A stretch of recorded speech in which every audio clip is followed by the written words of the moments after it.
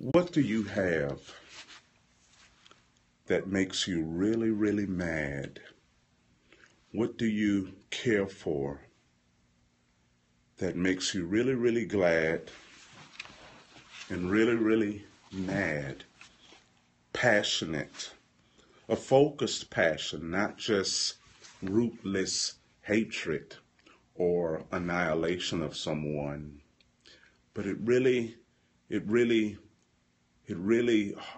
presses your heart. Everybody should have one thing that they're so passionate for that it creates an adrenaline and a furor. Jesus had one when there were thieves in the temple that were changing the purpose of God's house into some entertainment field or some sales pitch. He said, you've taken it and changed my Father's house from a house of prayer to a den of thieves. And he overturned the tables, and he got a whip, and he whipped them, and he fought them, and he got them out of there. He's not a hard man, but he was a passionate man. And so he had a real passion for not the building of religion, but for the purpose of intimacy with God. And anything that would mess up that intimacy with God, it caused something to just let loose in him. So I'm asking you, how many of you have something like that for your world, since you're a leader? And when you recognize that you are a leader, not just someone in charge, hey, how you doing? When you recognize that you are a leader or a change agent, and not just merely someone in charge, you would begin to see the parameters of your life that a passion is awakened for. You will begin to see that, hey, you are alive for something incredible. But when you recognize that you're a leader, one thing that you're going to have to give up, you're going to have to give up the need to be liked. If you're living to be liked only, you won't be an effective leader. Because if you just need to be liked by everyone, you're not going to be focused and committed on what you need to do. So you're going to have to love yourself. You're going to have to love your mission and love what you're called to. And you're going to have to give your heart to what you're called to. You're going to have to give up the need to be appreciated and the need to be accepted and approved by people, because that's not going to happen. And if you're living in order for everybody to not have a problem with you, your purpose is going to have a problem with you. Everyone may flatter you, but your purpose will hate you. And you don't want to live a life where your destiny despises you, when your greatest potential don't want to see you getting up in the morning. You'd be shocked at how many people are in a disagreement with their own purpose. You know, your purpose is not people. Your purpose is the reason that God formed you in his mind. You were formed in God's mind, just not to be an extra body in the world, but you were formed in his mind out of a reason. There was a reason, a deep-seated reason that caused him to produce you in his thought and to set you forth in this time that we call now. So if you're going to be an effective leader in your world, you're going to have to give up the need to be liked by everybody. It feels good to be liked, and it feels good to be accepted, but it's not necessary. Now, I'm not telling you to be some grouch and some mean woman and some mean guy, but your focus, people are going to have to feel your focus. People are going to have to feel your energy of commitment. How many of you can say that people actually feel your energy of commitment? By a show of hands. Can people feel this vibration on you that says he or she is committed to something? Another question I have is, what does it take to walk with you? Those of you who are on here with me, what prerequisites are there to walk with you? What rules do you have in your relationships in your life in order to be walked with? What do I have to give up to walk with you? What do I have to obtain to walk with you? Love is good. And we're not just talking about acceptance and non-prejudice, but what are the values that are necessary for me to walk with you? What are the values necessary for other people to join you on your journey? How can two walk together unless they are agreed?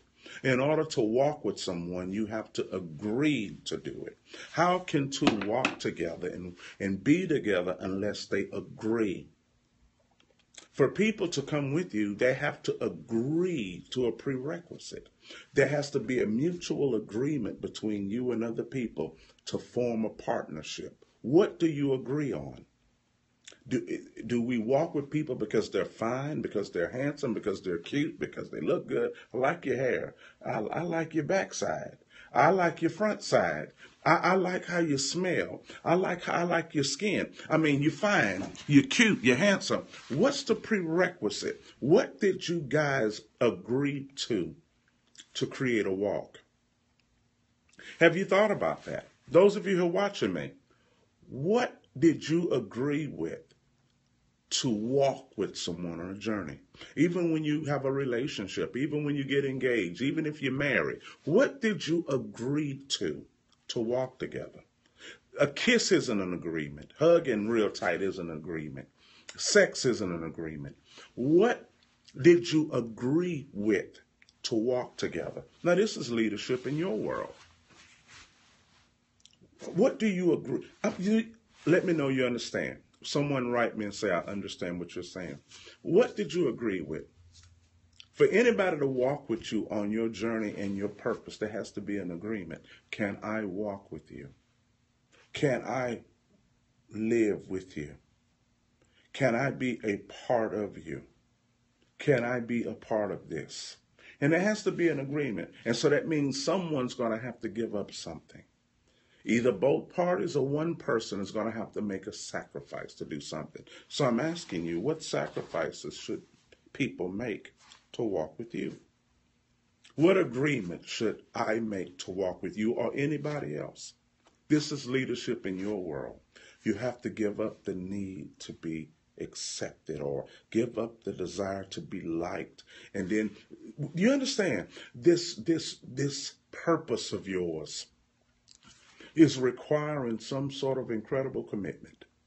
It's requiring a focus.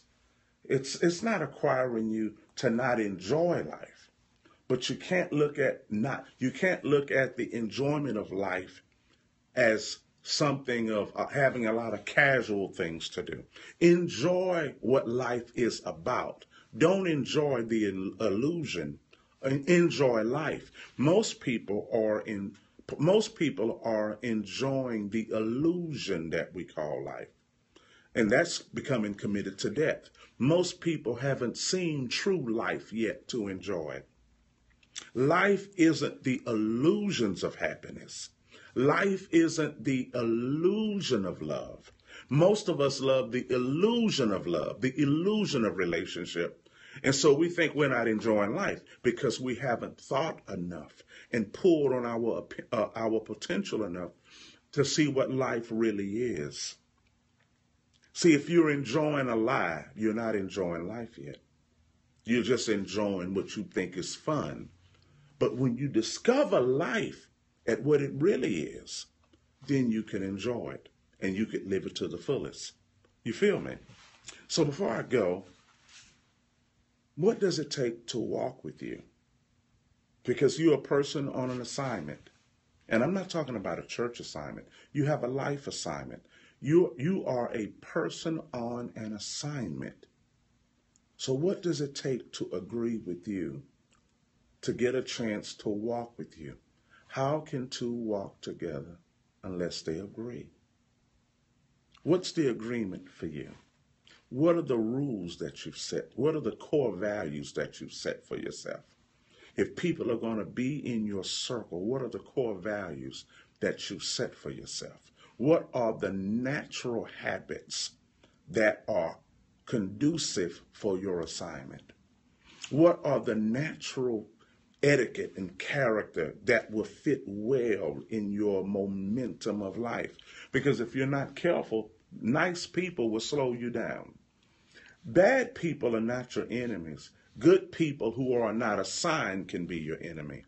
See, enemies are obvious. Good people are not. And sometimes you can have good people in your life that slow you down. You can have helpful people in your life that can slow you down. You can have nice people in your life that can make hell out of your life. Why? Because their natural momentum and their natural disciplines and natural habits aren't conducive for your assignment. If you understand what I'm saying, just let me know you understand. You know the story of Gideon. I think there were about 30,000 people, I believe. And Gideon already thought that he wasn't a leader. And so the angel came and told him that he was going to lead his people. And he was like, wow. And so it came time to get an army together. And they got about, I believe, 20 or 30,000. You know the story. And then he says, those of you who are scared, go home if you're afraid of this. And so 20,000 left. It was 30,000. 20,000 left. He had 10,000 people. And God said, you still have too many people. And he said, so what do I do? And so God instructed him to let them all drink at a brook. Just take them and let them drink at a brook. And come to find out, only 300 drank at this brook correctly. There were some who drank with their faces in the brook. And then there were others who got the water in their hand and they put it to their mouth. God wasn't judging the intention of everybody, because everybody who remained to drink at the water wanted to fight. They wanted to help, but they didn't have the natural cognizance to help. Their natural habits would have gotten them and the other armies killed. So God at times will look at your natural habits to see if it's conducive for an assignment. How do you relate to things? What do you do in your free time? What do you read when you don't have to read? Who do you talk to when you don't have to talk? Because when we have an event, everybody can get ready for the event. Everybody can put on their nice clothes and we can comb our hair and we can look nice because everybody knows what the event is calling for. But when you're just living, how many of you hear me and understand? When you're just living and hanging around the house, what calls do you entertain? Who do you speak to casually and not intentionally? Who do you give your number to? What's the stature of people that you would give your phone number to? Who will you receive calls from? Who will you lie for? Who will you tell the truth for? You understand what I'm saying? Who do you listen to? Who do you entertain when you don't have to entertain? Who are you open to? What things do you listen to when you don't have to listen? What do you read? What do you watch? Whose chaos troubles you the most? You understand what I'm saying? Those are natural habits that we don't think count for anything. It's not a matter of sin, it's natural rhythm. And sometimes we live so casually that we don't understand the power of natural rhythm. Tanya Colbert, I think you're on here. If you're still on here, LaTanya, just send me something. Just say, hey, Gator, if you're still on here so I could know you're on here. Just let me know. I saw your name, so I don't know if you're still on or not. But if you are, say something. Just say I'm here. I'm talking to all of you. I just wanted to know if she's here. But you understand what I'm saying? It's called natural rhythm. It's natural rhythm. Sometimes we don't recognize the power of natural rhythm and natural groove. Oh, how you doing? She said, Gator, I'm present, Gator. Yeah. And so even in your line of work, what you do, you have to be able to understand natural rhythm. Because sometimes your enemies aren't obvious. Sometimes enemies are nice people. but they have the wrong natural groove. Their natural groove don't fit. It's not a matter that you can't love anybody.